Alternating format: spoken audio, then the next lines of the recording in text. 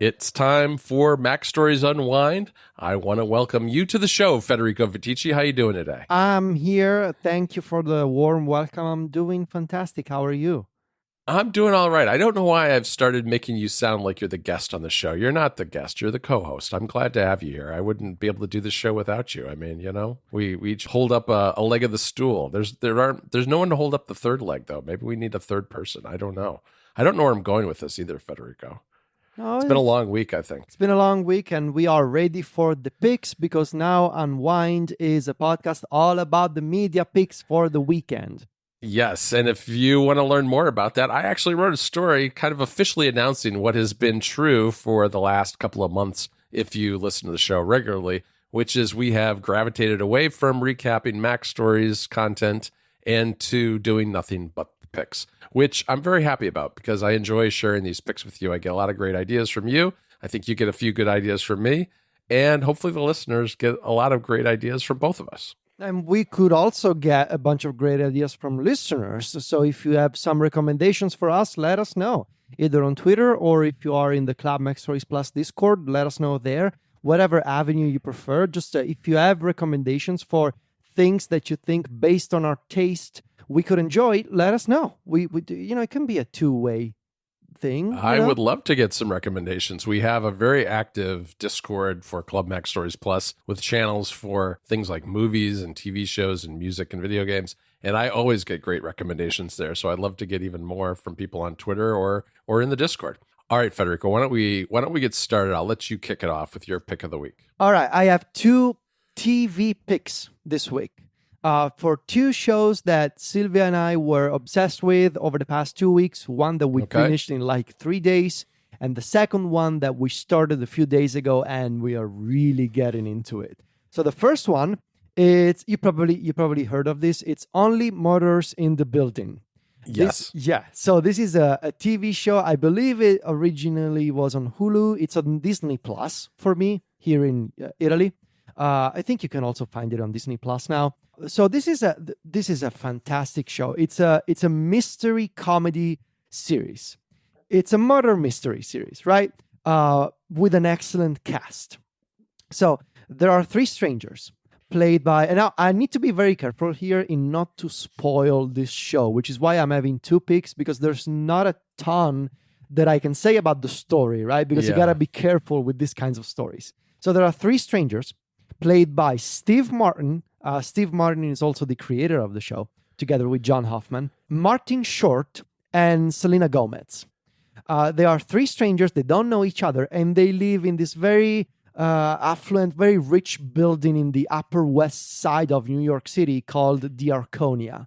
The Arconia is a fictional name, but the building is real. I actually read some interviews, like in how the creators of the series, talk to the city of New York to get access to this building, because the building kind of becomes the character of the show.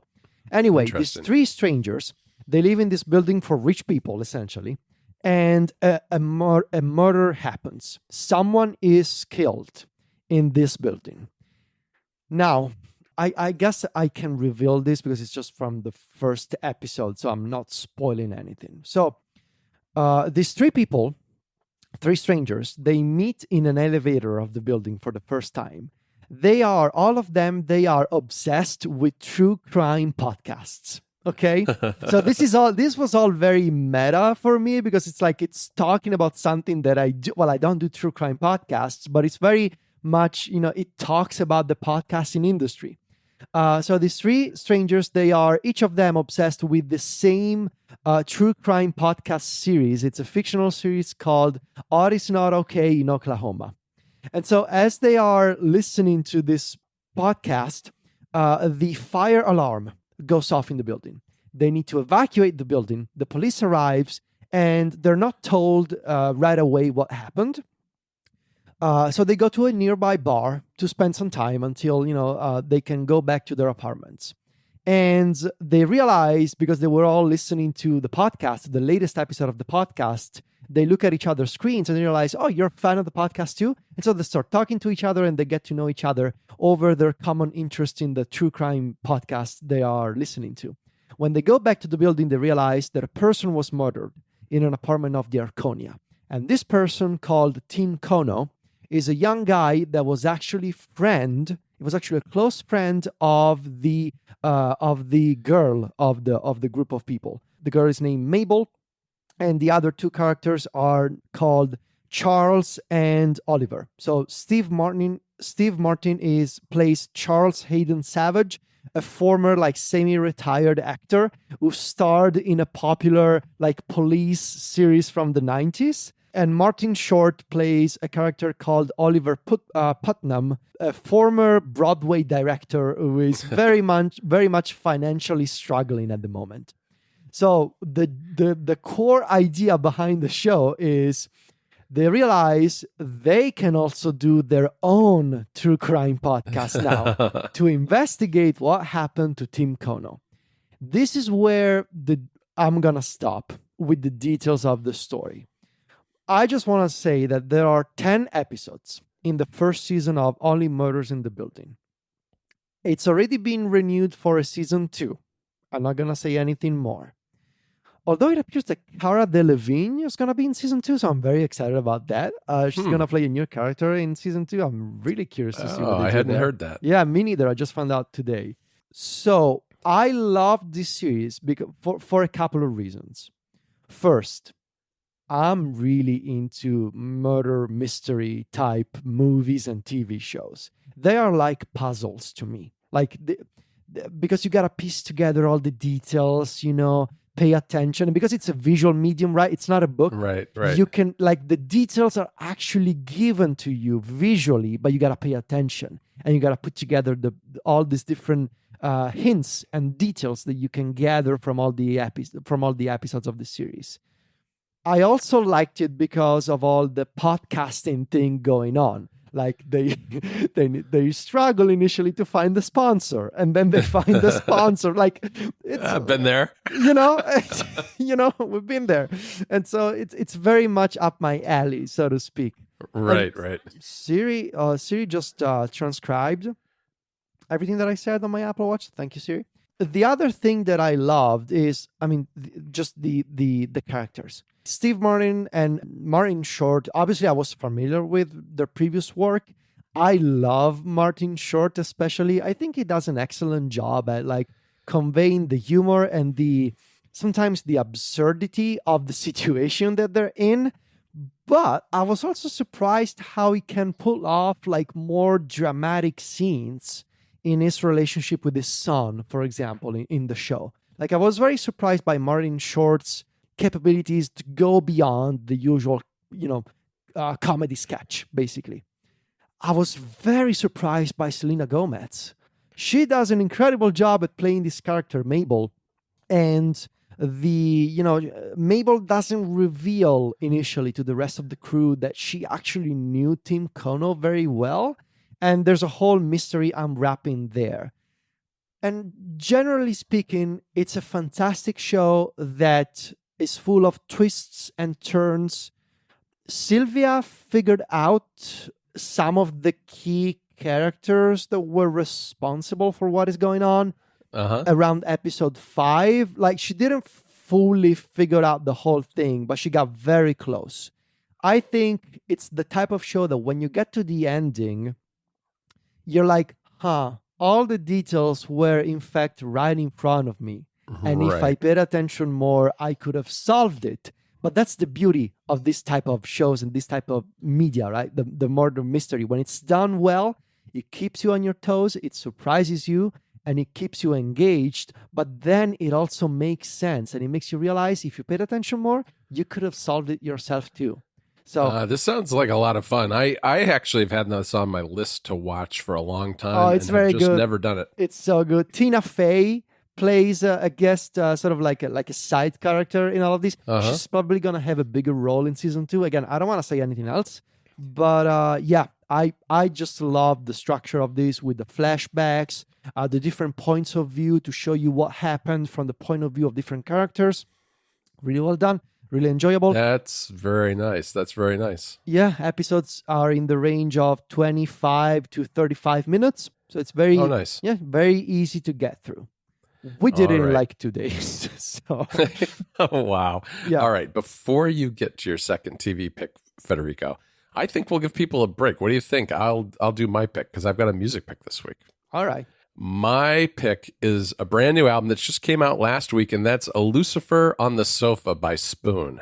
And this is their 10th album. I was kind of blown away that they've got 10 albums. And I got to say that I was a fan of Spoon kind of in their earlier days, and then kind of they fell by the wayside for me. I think they had some albums that weren't super strong in the last several years, but this one really grabbed me last week when I first listened to it. And there's, if you go to Apple Music and look at the liner notes that they've got there, there's a good line at the very beginning by Britt Daniel, one of the members of the band. It starts out, "It's just a rock and roll album." And it kind of captures it. It's kind of a return to their roots, very much kind of like a bar band type of album, I think. It's got some fantastic songs on it. I mean, one of my favorites is Held, which is the very first track on the album. It's got an amazing guitar groove to it and a really good drum beat. Those first two songs really, really hit home. It's Held and then The Hardest Cut, which is also has kind of a classic Spoon style chorus. I don't know how to describe it other than if you've listened to some of the Spoon's earlier albums, especially those earliest albums, it really kind of recaptures that vibe and that feel. And while it's kind of it starts out feeling very much like stumbling on the band as they're rehearsing at a bar, because there's some, even that first track, Held, starts with just kind of conversations in the background before they really kick into the song. They have some really nice, quiet, more relaxed songs on this album too. And I'm a big fan of both The Devil and Mr. Jones, My Babe, and Astral Jacket. Those are three kind of the quieter tunes that are in the middle and towards the end of the album. Very, very good. And it's one of those fairly tight albums too. I think it's 10 tracks and it goes by fairly quickly, but there aren't any bad songs on it. And there are definitely 3 or 4 real bangers that kind of grabbed me in a way that a Spoon album really hasn't before. Because whenever a new Spoon album comes out, I always listen to it thinking, oh, I really like those couple of albums from way back when. I want to see, how's this one? And I've always been kind of disappointed in recent years, but I think this is a really nice return to form and worth checking out if you're into that kind of music. All right. Very cool. I should give this a listen then. So my second pick is another TV show that we just started a few days ago, and we are currently approaching the end of season 1. So this one is called Good Girls. It's an NBC sort of crime comedy drama series that ended on NBC last year after 4 seasons. We are watching it on Netflix. I'm not sure if it's also on Netflix in the US, but we are watching it on Netflix. So, Good Girls, it follows these 3 suburban Michigan mothers that are struggling to make ends meet. 2 of the mothers are sisters. The older one, Beth, is played by Christina Hendricks. The younger one, Annie, is played by Mae Whitman. And the third mother, called Ruby, is played by Retta. You may have seen Retta in Parks and Recreation, right? And you've seen Christina Hendricks in Mad Men, for example. You've seen Mae Whitman in really a bunch of stuff, like Scott Pilgrim versus the World, for example. Mm-hmm. So these 3 mothers, they're struggling they have a hard time trying to make it by the end to the end of the month, right? Beth, the older one of the 2 sisters, she's a housewife who quit her job years ago to raise her 4 children. And she finds out that her husband, a car salesman, has been cheating on her with her younger secretary. And on top of that, he burned through all of their savings in their bank accounts. So they cannot pay for their mortgage anymore. He actually took on multiple mortgages on the house. So that's unfortunate. And she realizes she's being cheated on and they are absolutely out of money. The younger sister, she needs to fight her former husband for custody of their kid, Sadie. and she works at a as a cashier at a sort of supermarket chain. It's like the fictional equivalent of a Trader Joe's. It's called Okay. Fine and Frugal, something like that. So she doesn't have a ton of money, and she lives by herself, and she works a cashier job, and she now needs to to find this custody lawyer that's gonna be expensive. And Ruby, she works as a waitress at a diner, so not exactly a high paying job. And Ruby and her husband, a security mall, like a mall security cop that wants to become an actual cop, they need to look after their daughter who has a serious kidney disease, and medications for this kidney disease cost something like $10,000 a month. So these three mothers, they realize, we are tired of struggling all the time and to have everything taken away from us every single week. So they pull off this unlikely heist by robbing the supermarket where Annie works at.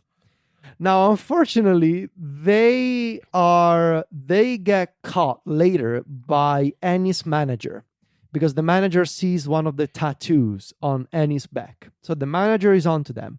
But even worse, by robbing the supermarket of its cash, they upset this mob gang that was using the supermarket as a front for money laundering. And so they draw the attention of Rio, this sort of crime boss in this unspecified Michigan town, and now they need to pay the gang back, essentially. And so they enter this life of crime in very unusual circumstances. And basically, it's like the premise of this show is like, what if Breaking Bad had an all-female cast and you didn't have the one guy that, goes from being a high school teacher into this, drug lord, basically? Right. What if it was three suburban mothers that, become this this part of this organized crime gang thing going on, that basically end up building this pyramid scheme for money laundering counterfeit cash. And wow. But I thought, so here's my recommendation here. Initially, I thought this was going to be more comedy leaning, right? Right. Now, it's a serious show. It's not as gruesome as Breaking Bad. You don't see a ton of blood. You don't see, at least until, where I'm at right now in season 1, it's not as violent as Breaking Bad. But it's serious because the FBI gets involved, and there are guns, and there are, gang fights, and it's not like, oh, everyone, look at these three women, they're doing, the crime thing now. No, it's a serious show, and it deals with serious themes. Like, for example, it deals with, female empowerment and women being told, you got to stay in the kitchen, you got to provide for the kids, you got to be a housewife. And so part of Beth's, almost wanting to become someone else plays into this. Like, at some point, she wants to be part of this criminal organization because she feels like now she has the power. So there's that storyline being developed. And Christina Hendricks, she's really, really excellent in this show. And then there's the storyline of, healthcare in the United States. And this poor daughter, and this family having to spend this wild amount of money on a monthly basis to save their daughter's life. And then there's the storyline of Sadie, Annie's kid, that in season 1 she goes by Sadie, but I know that by season 2 she will come out as a transgender boy. And there's the whole storyline of kids making fun of Sadie at school. So it's a serious show that it's not like, the 25-minute sitcom that you want to watch before bed and fall asleep to. It's a serious TV show that requires your attention, but it's absolutely captivating. And this is I was looking for something in the Breaking Bad style of like, what if normal people became criminals? It's a very specific genre, I guess. There are multiple flavors of this on Netflix. This one, it's the first one in years that really grabbed me. Interesting. Have you ever watched Ozarks? I think that no, isn't that what it's I called? haven't, but I want to, because it's exactly that type of thing. Yeah, I was going to say, if you like that kind of thing, that's a good show. That's a good show to watch too. This sounds really interesting. Fun fact: I grew up in Michigan. I don't remember any suburban moms, taking to a life of crime though. So I'm not so sure about this story. Well, that's the point. Maybe you haven't because they were really good at hiding it. That's true. That's true. You never know. Well, that sounds really great. I'll have to check it out myself. All right, Federico, that's it for this week. You can find Federico and I writing and talking about all sorts of things at macstories.net, appstories.net, and Club Mac Stories. Federico is on Twitter and Instagram where he's at Viticci. That's VITICCI. And I'm at John Voorhees.